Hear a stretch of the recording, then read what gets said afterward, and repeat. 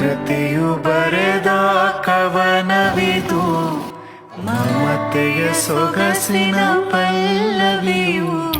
ಎಲ್ರಿಗೂ ಸ್ವಾಗತ ನಮ್ಮ ಯೂಟ್ಯೂಬ್ ಚಾನಲ್ಗೆ. ಲಾಸ್ಟ್ ವಿಡಿಯೋದಲ್ಲಿ ಹೇಳಿದಾಗೆ ದುಬಾರೆ ಎಲಿಫೆಂಟ್ ಕ್ಯಾಂಪ್ಗೆ ಹೋಗ್ತಿದ್ದೀವಿ. ಮಾರ್ನಿಂಗು ಅಲ್ಲೇ ರಾಜಾ ಸೀಟ್ ಹತ್ರನೇ ನಾವು ರೂಮ್ ಮಾಡಿದ್ವಿ. ಅಲ್ಲಿ ಚೆಕ್ಔಟ್ ಆಗಿ ಹಾಗೆ ಬೆಳಗ್ಗೆನೆ ಬ್ರೇಕ್ಫಾಸ್ಟ್ಗೆ ಪಾಕಶಾಲೆಗೆ ಹೋಗಿದ್ವಿ.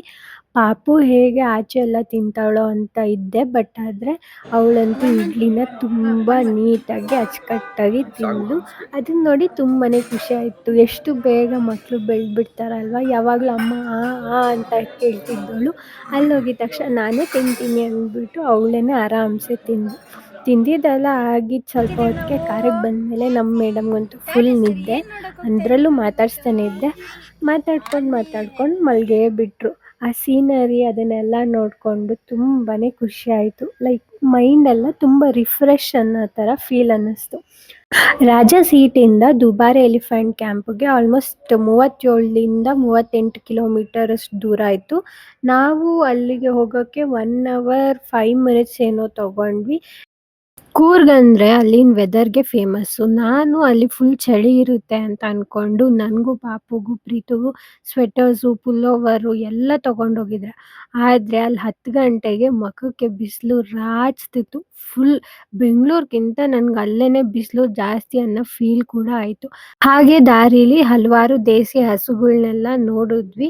ಆದರೆ ಇಂಪು ಮಲ್ಕೊಂಡಿದ್ಲು, ಅದನ್ನು ಮಿಸ್ ಮಾಡಿಕೊಂಡ್ಳು. ನಾವು ಹೋಗೋ ಅಷ್ಟೊತ್ತಲ್ಲಿ ಫಸ್ಟ್ ಬ್ಯಾಚ್ ಆಲ್ರೆಡಿ ಕ್ಯಾಂಪಿಗೆ ಹೋಗಿತ್ತು. ನಮ್ಮದು ಸೆಕೆಂಡ್ ಬ್ಯಾಚ್ ಆಗಿತ್ತು. ಕಾವೇರಮ್ಮ ಯಾವಾಗ ನಿಧಾನಕ್ಕೆ ಹರಿತಿರ್ತಾರೋ ಆವಾಗ ಇಲ್ಲಿಂದ ಅಲ್ಲಿಗೆ ಕ್ಯಾಂಪ್ಗೆ ನಡ್ಕೊಂಡೇ ಹೋಗ್ಬೋದು. ಜೋರಾಗಿ ಹರಿತಿದ್ದಾಗ ಮಾತ್ರ ಬೋಟಲ್ಲಿ ಕರ್ಕೊಂಡು ಹೋಗ್ತಾರೆ. ಬೋಟು ಮತ್ತು ಕ್ಯಾಂಪಿಗೆ ಹೋಗಿ ವಿಸಿಟ್ ಮಾಡೋ ಚಾರ್ಜಸ್ಸು 180 ತೊಗೊಂಡ್ರು. 120 ಕ್ಯಾಂಪಿಗೆ ಹೋಗೋಕ್ಕೆ 60 ರೂಪೀಸ್ ಬೋಟಿಂಗ್ ಚಾರ್ಜಸ್ಸು.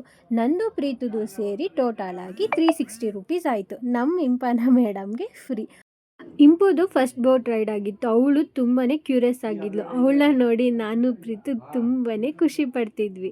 ಆನೆನ ಹಲವಾರು ಬಾರಿ ನಾನೇ ನೋಡಿದ್ರು ನನಗೆ ಕ್ಯಾಂಪಿಗೆ ಹೋಗೋಕ್ಕೆ ತುಂಬಾ ಎಕ್ಸೈಟ್ಮೆಂಟ್ ಇತ್ತು. ನನಗೆ ಇಷ್ಟು ಎಕ್ಸೈಟ್ಮೆಂಟ್ ಆಗ್ತಿದ್ರೆ ಪಾಪುಗೆ ಎಷ್ಟು ಎಕ್ಸೈಟ್ ಆಗ್ತಿರುತ್ತೆ ಅಂತಲೂ ಥಿಂಕ್ ಮಾಡ್ತಿದ್ದೆ. ವೀಕೆಂಡ್ಸ್ಗಿಂತ ವೀಕ್ ಡೇಸಲ್ಲಿ ವಿಸಿಟ್ ಮಾಡೋದೇ ಬೆಸ್ಟು. ಯಾಕಂದರೆ ಕ್ರೌಡ್ ಕಮ್ಮಿ ಇರುತ್ತೆ. ಹಾಗೆ ನೀವು ಎಲ್ಲನೂ ಆರಾಮ್ಸೆ ಕ್ರೌಡ್ ಇಲ್ದಿರೆ ಎಲಿಫೆಂಟ್ಸ್ನ ನೋಡ್ಬೋದು. ಎಲಿಫೆಂಟ್ಗೆ ಬಾತಿಂಗ್ ಟೈಮ್ ಬಂದ್ಬಿಟ್ಟು 9 ಇಂದ 11 ಅಂತೆ. ಒಂದೊಂದೇ ಆನೆನ ಕರ್ಕೊಂಡ್ಬಂದು ಸ್ನಾನ ಮಾಡಿಸಿ ಮತ್ತೆ ಕ್ಯಾಂಪಿಗೆ ಕರ್ಕೊಂಡು ಹೋಗ್ತಾರೆ.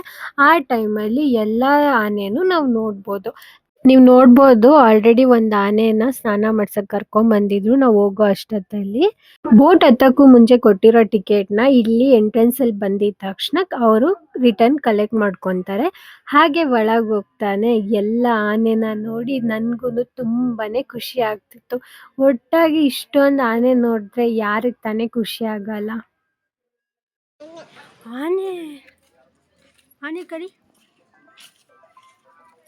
ಆನೆ ಕರಿ ಮಗಳೇ.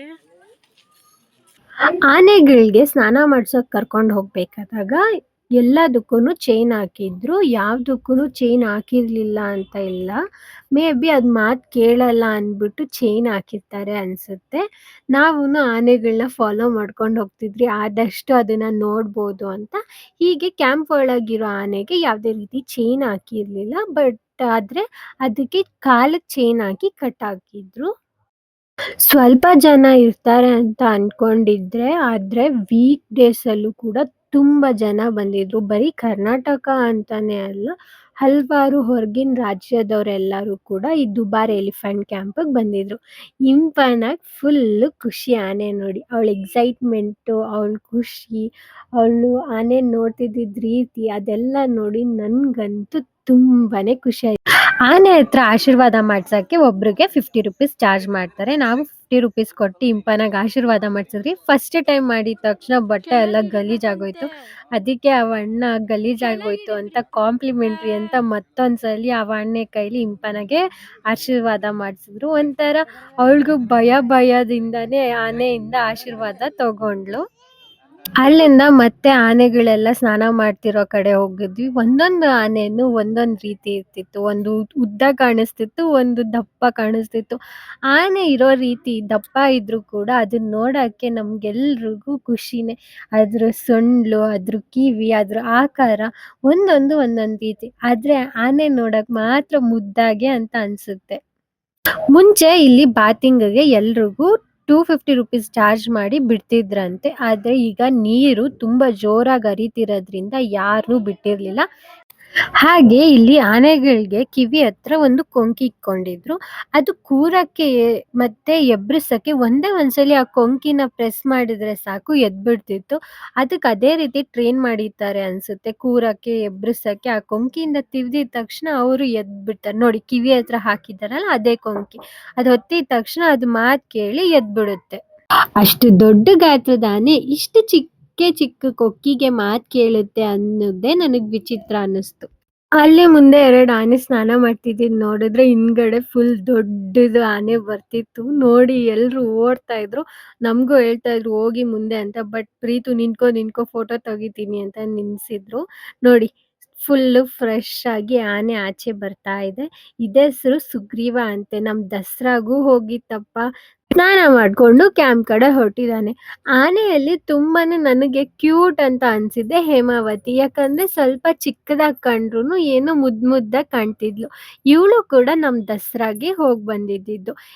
ದುಬಾರೆ ಎಲಿಫೆಂಟ್ ಕ್ಯಾಂಪ್ ಅಲ್ಲಿ ಒಟ್ಟು 7 ಆನೆಗಳು ಈ ಸಾರಿ ದಸರಾಗ್ ಬಂದಿತ್ತು. ಆ ಎಲ್ಲಾ ಆನೆಗಳು ನೋಡಿ ನಮ್ಗೆ ತುಂಬಾನೇ ಖುಷಿ ಆಯ್ತು. ನಿಮ್ ಮಕ್ಳಿಗೂ ಏನಾದ್ರೂ ಆನೆ ಅಂದ್ರೆ ತುಂಬಾನೇ ಇಷ್ಟ ಅಂದ್ರೆ ಈ ದುಬಾರೆ ಎಲಿಫೆಂಟ್ ಕ್ಯಾಂಪ್ ನ ತಪ್ಪದೆ ವಿಸಿಟ್ ಮಾಡಿ. ಮಕ್ಳಿಗೆ ತುಂಬಾನೇ ಖುಷಿ ಆಗುತ್ತೆ. ಇದಿಷ್ಟಾಗಿತ್ತು ದುಬಾರೆ ಎಲಿಫೆಂಟ್ ಕ್ಯಾಂಪ್ ನ ವಿಡಿಯೋ. ಮುಂದಿನ ವಿಡಿಯೋದಲ್ಲಿ ನಾಗರಹೊಳೆಯಲ್ಲಿ ನಾವ್ ಹೇಗೆ ಎಂಜಾಯ್ ಮಾಡಿದ್ರಿ, ಹಾಗೆ ಸಫಾರಿಲಿ ಇಂಪಾನ ಏನೆಲ್ಲ ನೋಡಿದ್ಲು ಅಂತ ಅಪ್ಲೋಡ್ ಮಾಡ್ತೀನಿ. ಅಲ್ಲಿವರೆಗೂ ನಮ್ಮ ಚಾನಲ್ನ ಸಬ್ಸ್ಕ್ರೈಬ್ ಮಾಡಿ, ಬೆಲ್ ಐಕಾನ್ನ ಪ್ರೆಸ್ ಮಾಡಿ, ಕಮೆಂಟ್ ಮಾಡಿ. ಮುಂದಿನ ವಿಡಿಯೋದಲ್ಲಿ ಸಿಗ್ತೀನಿ. ಧನ್ಯವಾದ. ಪ್ರಕೃತಿಯು ಬರೆದ ಕವನವಿದು, ಮಮತೆಯ ಸೊಗಸಿನ ಪಲ್ಲ